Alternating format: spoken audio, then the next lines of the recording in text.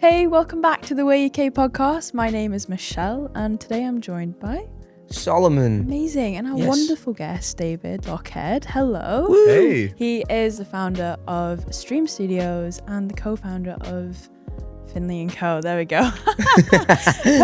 But he has an incredible story of just God's faithfulness in his life, and we get the absolute privilege to get to hear a bit of that. But before we dive in, make sure for our guys that like to listen on the go, we have this podcast available for you on Apple Podcasts and Spotify. So do make sure to check them out over there.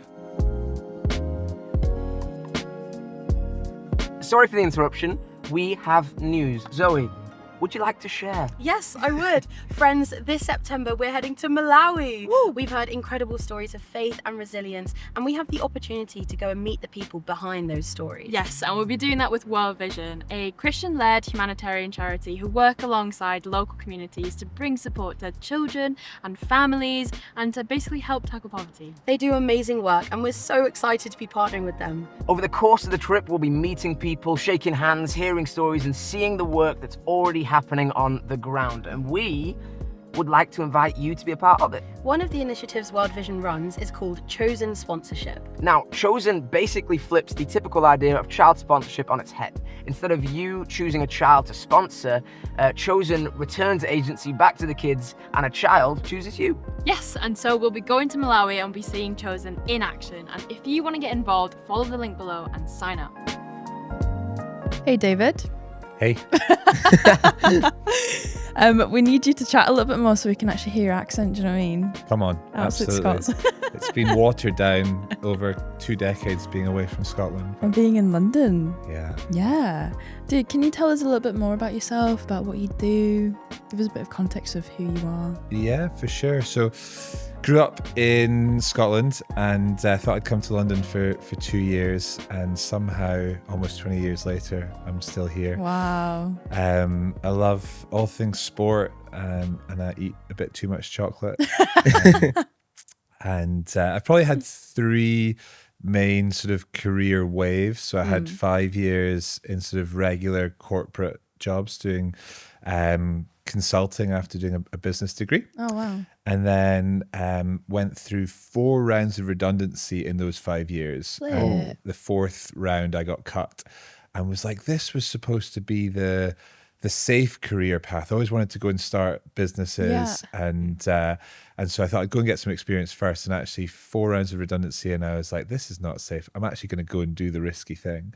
And so set up a business with 3 friends, and we were beautifully naive about the industry. None of us had worked in eyewear before, and had the joy for the best part of 10 years of building a brand in that space. Wow. And then the 3rd wave has been working on a non-profit called Stream Studio for the last few years. So yeah.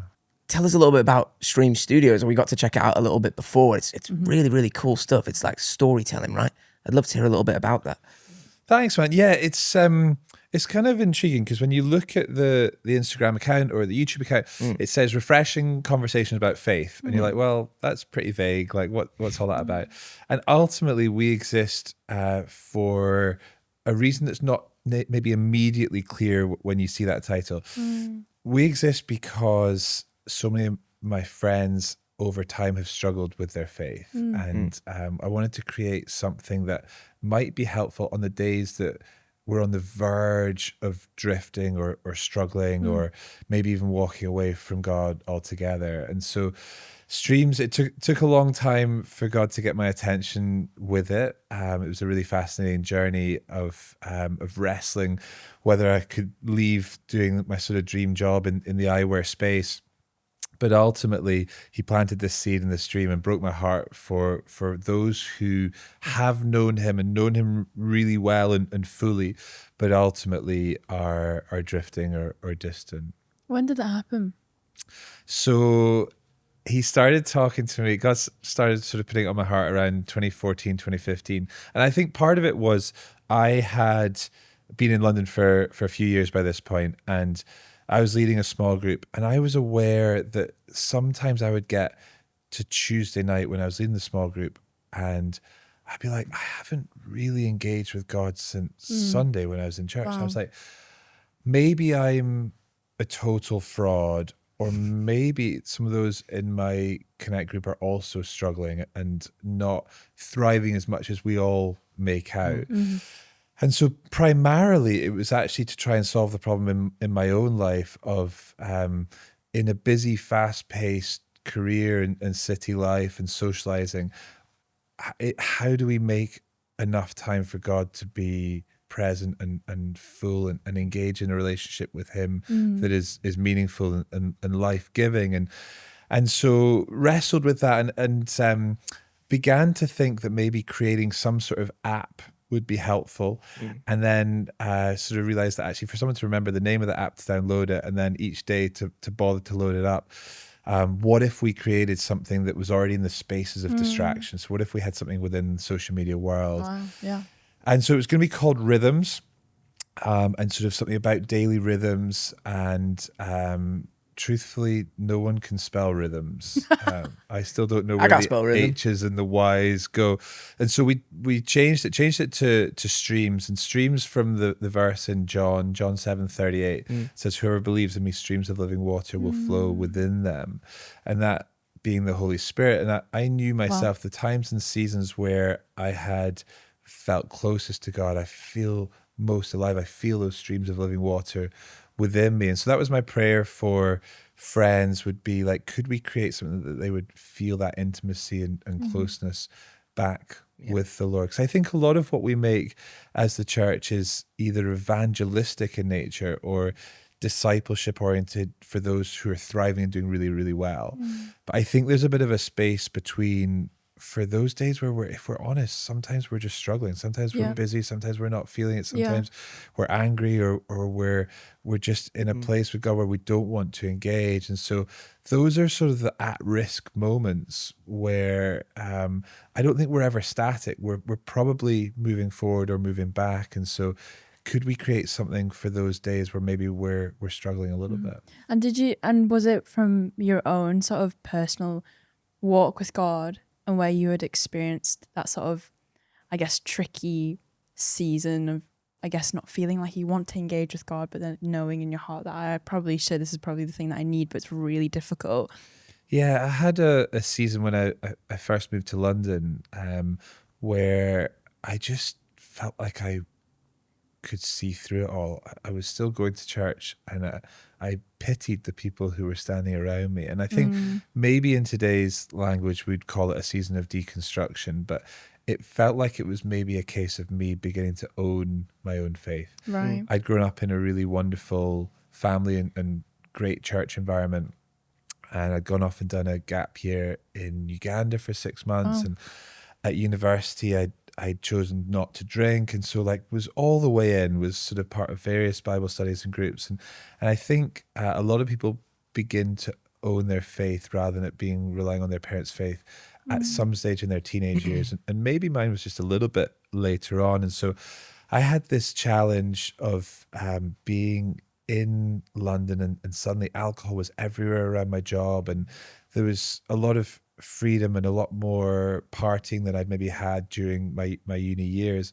And I think I just really struggled to reconcile my faith with the party lifestyle that I found myself in, connected to work and friends. And so knowing the pain and the difficulty that you experience when there's this sort of disconnect, and I think any of us who've ever spent time away from God or who've had friends who've drifted, it's not a pleasant experience. No, it's not. I would almost call it being gloriously ruined in a sense. Yes. So I think the Lord places something in us that means when we're distant or we're going through where we're seeking pleasure, it doesn't satisfy in the same way that it might have done. It feels like it's actually shredding you apart more. Yeah, fully. So I'd experienced this, and I just, having understood the pain and the difficulty, I wanted something that could be useful, that could be shared with friends in times or spaces where they're just really not feeling it and sort of at risk of leaving the beauty of the faith they've discovered once in the rearview mirror. Why stories? Why story specifically?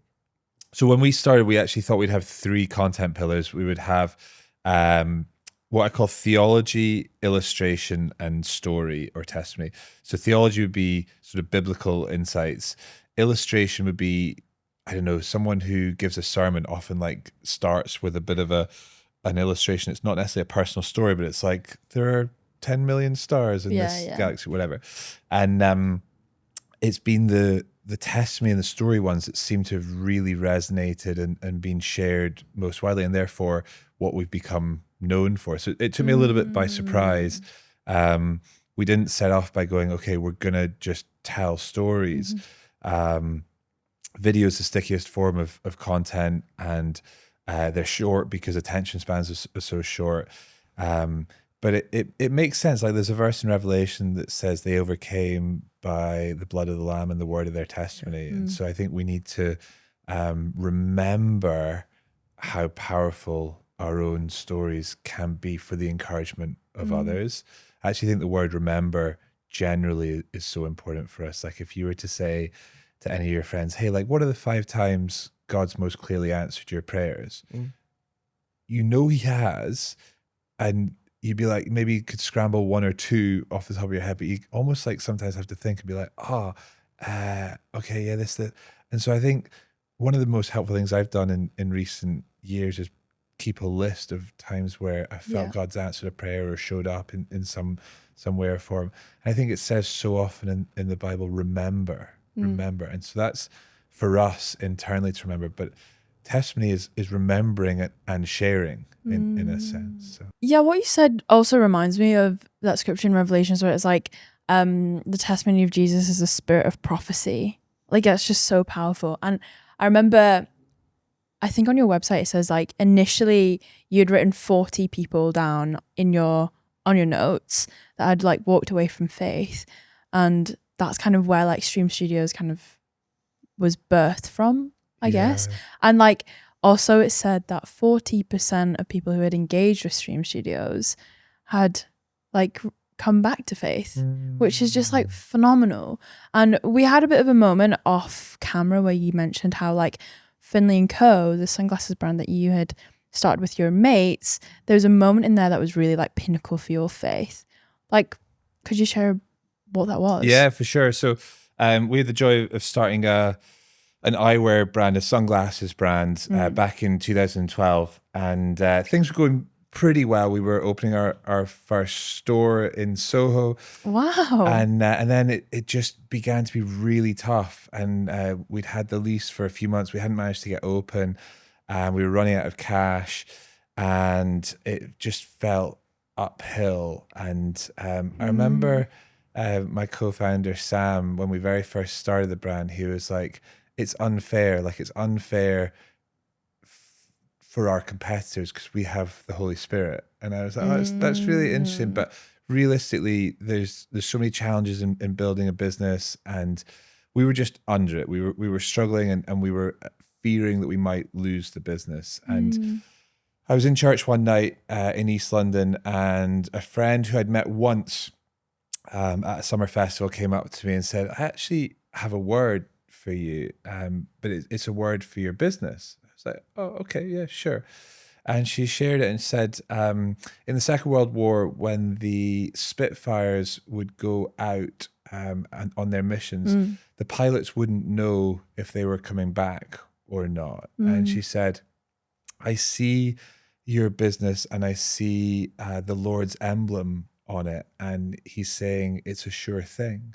Wow. So, okay, well, that's really, really encouraging. So I wrote it down with a date in my list of moments of sort of encouraging prayers, and went on with life. And a few months later, I received a phone call from a fashion brand. You may have come across it, called Aspinall of London. It's sort of a fairly small sort of leather goods brand. And I said, hey, we're doing this collaboration with a male model called David Gandy. He's sort of one of the biggest models in the world. And we're doing all this sorts of thing. And we want to do some sunglasses as part of it. And he says that actually the only brand he wants to work with on the sunglasses is you guys. would you be interested? I was like, yeah, it sounds great. She said, oh, I forgot to mention it's actually all about Spitfires. And I was like, okay, interesting. So we did the collaboration and it was a really fun one. The imagery was really fab. And the business by this point was actually doing a lot better. And so I went back into my phone and looked at the date of when that word had happened. And something extraordinary occurred to me.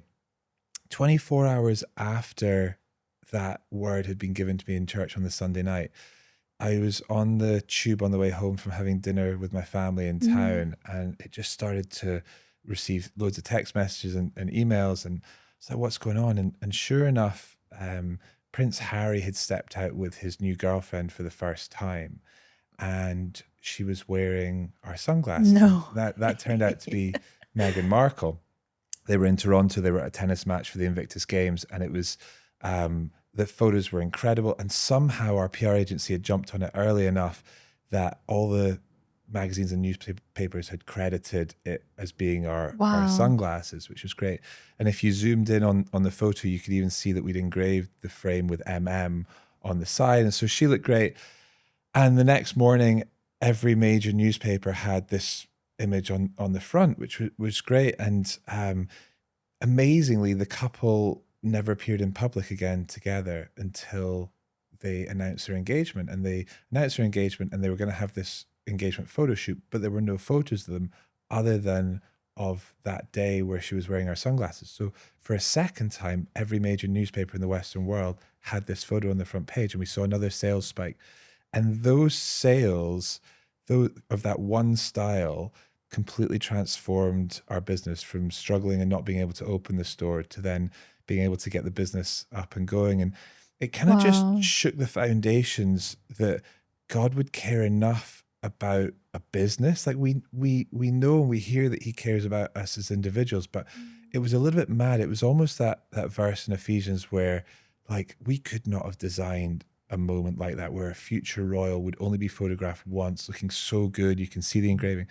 There's a verse in Ephesians that says he can do immeasurably more than you can ask or imagine. I was just like, wow, for the Lord to care about the details of our lives like that, and for him to give a word to a friend who I'd only met once that was so specific, and for it all to then happen 24 hours later after that word was just really formative for me in believing that actually God wants the best for us. He's so interested in the details of our lives, and he can orchestrate things that we would never be able to piece together. Mate, I feel so encouraged by that. Like, I think it's so easy to feel like, yeah, I know that God's invested in my life, but is he as invested in like in the things that I would love to do kind of thing? So hearing that is like so, I guess, comforting. I'm just wondering, like, obviously that was like a moment for you where you're like, okay, God, you care enough about what I care about. And what point was it where you actually decided to step away from Finlay Co and then decide to start Stream Studios with that sort of experience? Because so it was a few years later, and I'd felt numerous times I'd felt the Lord sort of downloading it into my heart, often during worship, this sort of idea and picture of what streams might become.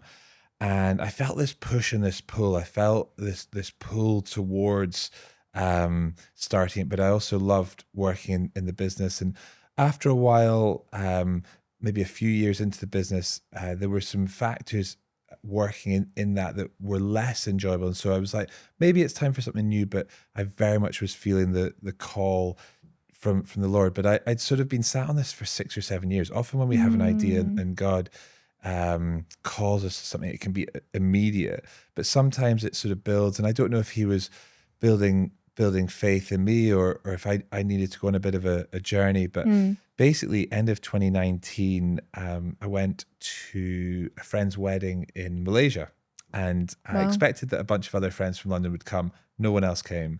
And I was like, well, I'm not going all the way to the wedding and not having a few days on the beach. So went on holiday, at first ever solo holiday, and I was like, maybe I should try and put my phone away.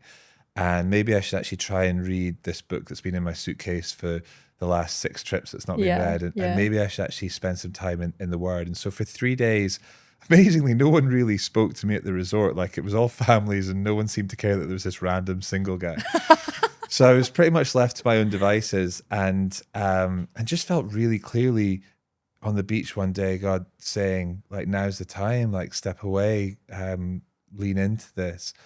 And so made the decision there and then, and came back to the UK. I was trying to wrestle with, like, do I cut down to 4 days? Do I leave completely? And I was having a couple of hospital tests at the time, and I was feeling really cold a lot. I remember a friend who owned a clothes brand gave me a big, thick red jacket because I was freezing in winter. And went to the doctor and they were like, yeah, you're anemic, like you're losing loads of blood. That's why you're so cold. And so we need to run some more tests. And anyway, went for tests and found out that I had stage 3 bowel cancer. Dude. And so was like, wait a minute, Lord, I've just said yes to going to do the good thing. I've been running this sunglasses fun brand, and now I'm going to go and follow the calling. What is going on? Like, how have we gone from this exciting new future of I'm going to set up this thing, Lord, I'm going to go and do this for you, to hold on, I don't even know if I'm going to survive this. And so chemo, radio, multiple surgeries, it got pretty gnarly. And I basically had a year where during COVID, I was having all this treatment. My word. And basically said to the Lord, like, if I get to survive this, like, what would it look like to create this new project? What should it be? How should it function? And maybe it acted as a bit of a motivator for me to have something to sort of focus on and dream about and chat about beyond my illness. And I think I also tried to view the illness as like, what if this is a preparation season of sorts for me, where I'd felt for a long time, am I worthy to go and start some Christian organization, and probably had a bit of fear around that. And I think God did all sorts of work in me during that year. There was then another year of sort of building up energy after surgeries. I had a sort of big surgery at the end that was like 11 hours or so, and My word. had 21 wires or tubes coming No out of me. I was in way. the hospital for 7 weeks at the end. So it was like gnarly stuff. But madly, I encountered God more through that season than probably any other time in my life. It feels funny to say that in the time when I suffered, in a sense, most, I actually felt his goodness the most. And there were fascinating times. Like, I had sung as a kid loads of songs about peace. I've got peace like a river. I never really thought about it. And somehow through that year, in the midst of not knowing if I would survive or not, I felt what can only be his peace. It made no sense. Like the Bible says, it's peace that passes understanding. And it's now become one of my favorite facets of his character. The fact that he is able to calm the seas in our hearts at a time where nothing should be able to. And I wish that we could have these experiences and learn these lessons on holiday, on the beach, on the top of a mountain. But somehow he seems to do a lot of his deepest work in the valley and in the middle of the storm. You know, it reminds me of moments in my own life where I've walked through deep pain or suffering, and that is where I have like met the kindness of God and met Jesus. And I think it's just hope for all of us that are either going through seasons that are really difficult, to know that Jesus is there with them. And that's also just kind of what you guys are doing over at Streams, where you're telling these stories of people who have met Jesus in all sorts of crazy seasons, because life isn't all good. It is hard, and bringing those conversations to people in seasons where they really need it is such a kingdom thing, and it's the heart of God to bring hope to other people, to keep on carrying on. And like you've spoken to so many people on streams, and I just wanted to like ask, like, what's a conversation, like what's one conversation you've had with someone that you've come away like, God, like you can do immeasurably more than we ask or imagine, but also just like the power of God. Yeah, I think so. We've shared just over 500 videos now, and so probably had about 200 different conversations with folks, and we try and have sort of multiple clips from each conversation. I think it's fascinating to hear the breadth of how God's at work in the world at once. It's like, it's weird. Like I was reflecting even last night of how it's right that we should be so aware of him in our own lives, and in a sense feel like he's personally interested and walking with us. And yet it's also so important to like hold the tension of like, there are several billion of us on this planet. And whenever we interview these folks, it's fascinating to hear how specific and how he's moved in their lives. I think it's like collectively built faith in me that any of us who've walked with God for a decent length of time should have moments where we can point to and go, yeah, the Lord showed up, or he revealed himself through scripture, and it was undeniable to me in that moment. And so for him to be like that personal with so many of us simultaneously is like blowing my mind about how great he is. Like, I think a large part of my journey of faith since my sort of crisis of faith in the early 20s has been trying to appreciate that God is actually wanting to be our friend. He calls us friends.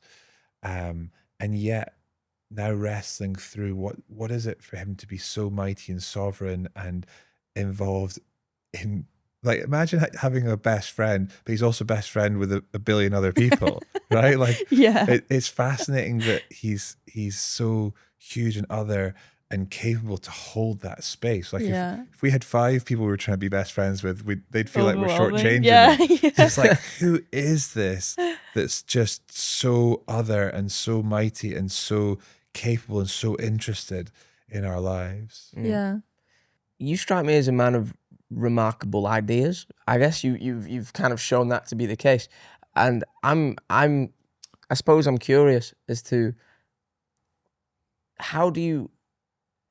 I can't really think of a better way to ask. Is like, are all your ideas good?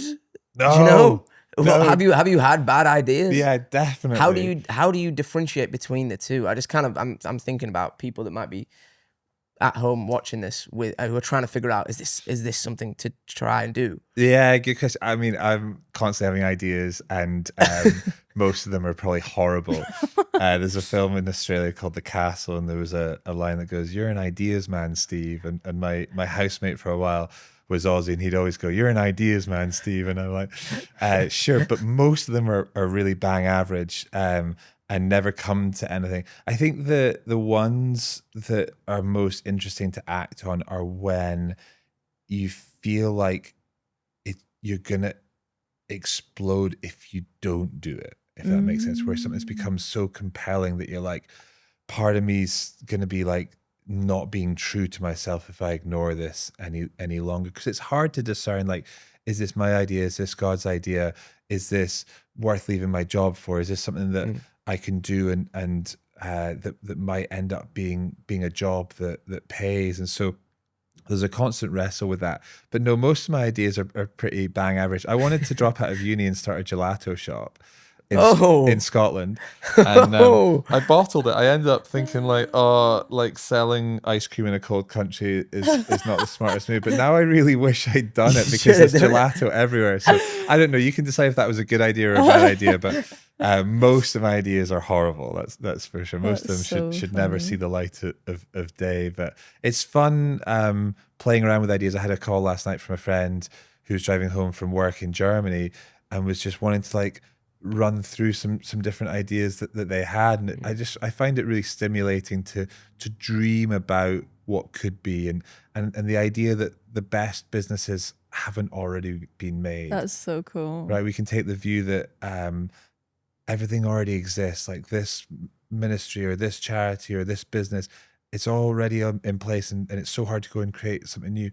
No, I think we need to have like the permission to dream that anything's possible, and actually with the right tenacity and the right resourcing and with God's help, because streams hasn't become a thing because we're great at it. Like, it was truly felt like the Lord's idea to me, and I feel like his hand has been upon it, and so the combination of like our graft and working as hard as we can on something, but in partnership with him, is I think where the click happens. And you mentioned streams again. Just coming back to that real quick, you said that earlier you talked about how it when you went and did it, it changed. It kind of looked different to how you imagined it initially. And I suppose my question will be, has in that change and in its growth, because it has grown, has it surpassed what you expected of it? And if so, how? Yeah, in many ways it has. And so truly, I still see it through the lens of, is it serving the names on the list, my friends on the list of who I pray for and who I care for. And therefore it's made it really easy to make decisions about what we do. When I'm thinking, do we interview this person or do we post this clip? It's through the lens of like, would those friends watch it or not? And I'll occasionally get messages from friends who have watched something and just say, this has moved me. This has been helpful. And like, honestly, it doesn't matter to me if a video's had 1 million views. It's worth everything when there's a personal connection and someone's actually been moved by it. So yeah, totally thrilled with the fact that people have discovered it and that it's become this like shareable resource. But until the names on that list are all home, then we have work to do. And I had this moment a few years ago where it was during the pandemic. It was when I was mid chemo. And of course, like when you're receiving treatment for cancer, you're a little bit more emotional. And I was aware of that. But I'd had a friend reach out and say, hey, I've been struggling and I've not really been around church for a few years. Would you have any like podcasts you could suggest or sermons you could send? So I sent through 5, and a little bit later that day, I was praying for them, and I just found myself in floods of tears. And I was like, what is that?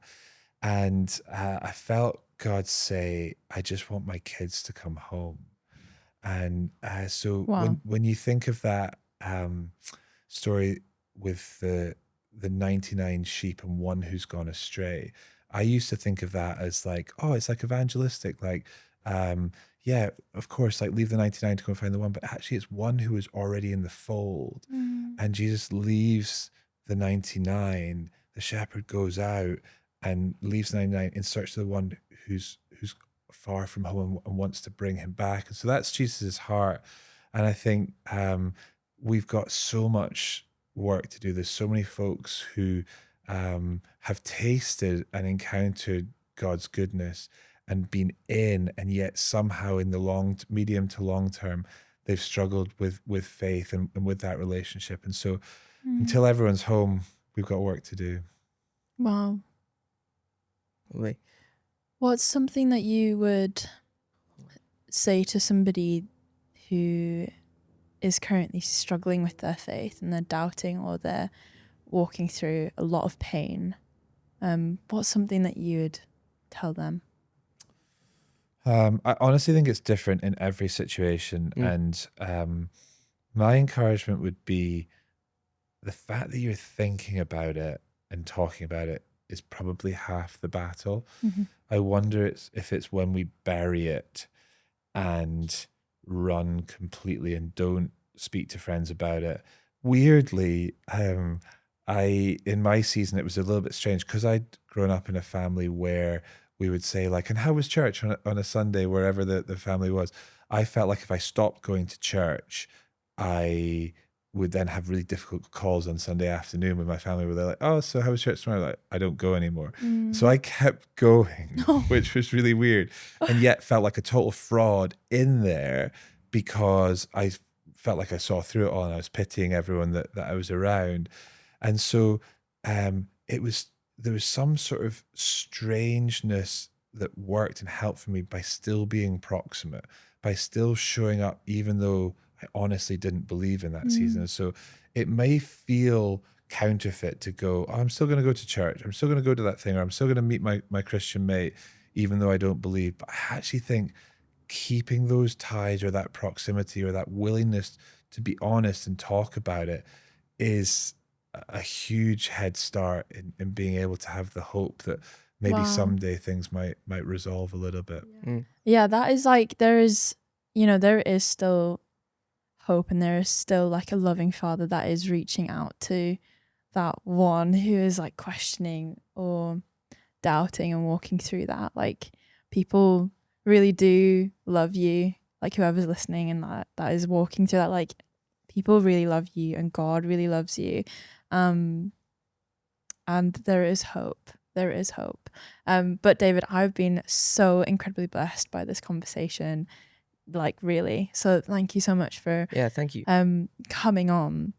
And guys, if you have also been blessed by this conversation, please do share this to anyone that you think would, I guess, need it too. And review. What was it, like 5-star? Give us a little 5-star rating on Spotify and Apple Podcasts, because that actually helps like send out the videos further to more people, and we want people to know the good news of Jesus. And so in you doing that, you're partnering with us with that too.